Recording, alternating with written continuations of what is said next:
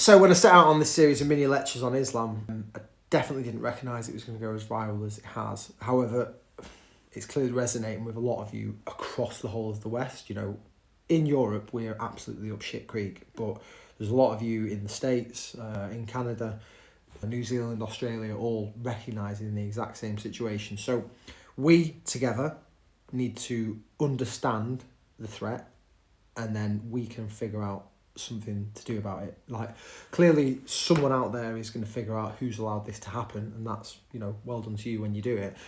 I want to add value by talking a bit more about Islam right now. So we're going to carry on, and tonight we're going to talk about jihad. So when we hear the word jihad in the West, we immediately think of terrorism, chaos, you know, some sort of Hollywood version of extremism. But if we want to understand Islam properly, and that's not through a media or political spin, through its own historical and doctrinal sources, then we need to understand exactly what jihad means within that system, because without that, nothing else is going to make sense. So during my own studies of Islam, and that was academically, but also experientially in Iraq and Afghanistan, one of the first things that I learned is jihad isn't a single concept. It's like literally a spectrum, and it depends on the era, the context, and the Islamic legal school. And that will highlight different aspects of jihad which will take priority. The core definitions of it, though, have stayed the same for about 1400 years. So the first part of it is greater jihad, and that's this internal struggle for the personal effort for somebody to, you know, live righteously, to resist temptation, to be disciplined in their own faith. This is the moral and spiritual work that the Muslims do within themselves, and it absolutely exists. It's in the early commentaries, it's in their teachings, and it's something that many of the Muslims will really sort of bang on about today. But here's the part that the Western media leaves out. Historically, this was never the primary focus of Islamic jurisprudence. It was a moral teaching, yes, but it wasn't the central doctrine which was shaping all of the Islamic expansion or Islamic governance. The dominant form in classical law is what's known as lesser jihad. And this is where, you know, honesty and clarity really do matter.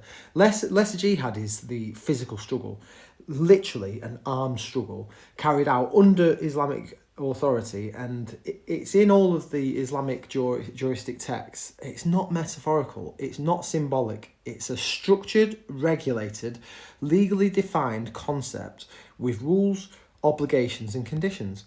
And this is where terms like offensive and defensive jihad come into play.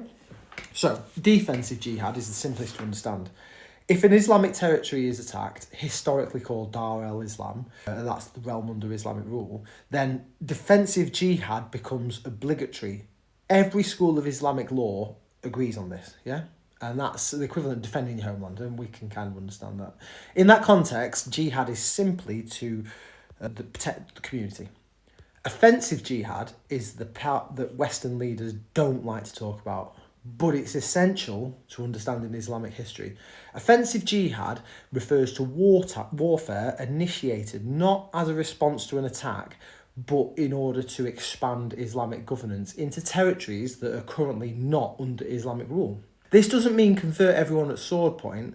That's like a bit of a trope. It means expanding the political authority of Islam. Historically, this is how the caliphates and or then the Ottomans expanded, you know, from the Arabian Peninsula all the way into North Africa, the Middle East, Persia, South Europe and parts of Asia. In classical jurisprudence, offensive jihad wasn't optional. It was considered the responsibility of the caliph or leader of any of the areas to advance Islamic rule when the conditions allowed. And how often it happened depended on politics, resources, leadership and stability.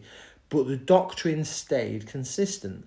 The ideal end state was a whole world brought under Islamic governance. Now, this doesn't mean that every Muslim that you meet wants that. The vast majority are just trying to live normal lives, you know, raise the kids, practice their faith peacefully and privately.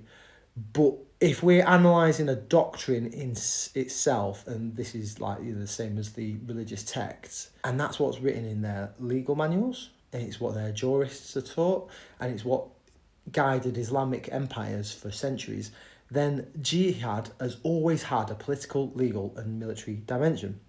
That isn't extremism. That's the classical doctrine as it's taught across the 4 Sunni schools of law and the major Shia legal traditions. So when the media tries to say jihad is only this inner struggle, they're giving people a half truth. When they say jihad has nothing to do with politics, they're actually ignoring 1400 years of Islamic civilization. And so when Western governments pretend jihad is just a personal spiritual concept, they're refusing to engage the doctrine within its own terms. None of this is about demonising anyone. It's about clarity and understanding. It's about understanding the difference between how Islam views power, governance and conflicts, and how the West imagines that religion works. And if we don't understand these distinctions, greater jihad, lesser jihad, offensive and defensive jihad, then we can't understand Islamic history, Islamic law, or the modern dynamics shaping all of these communities across the West, the places that we're really worried about. Understanding doctrine isn't hate, it's responsibility. And the West and our leaders have avoided this conversation for far too long. But we're not going to, are we?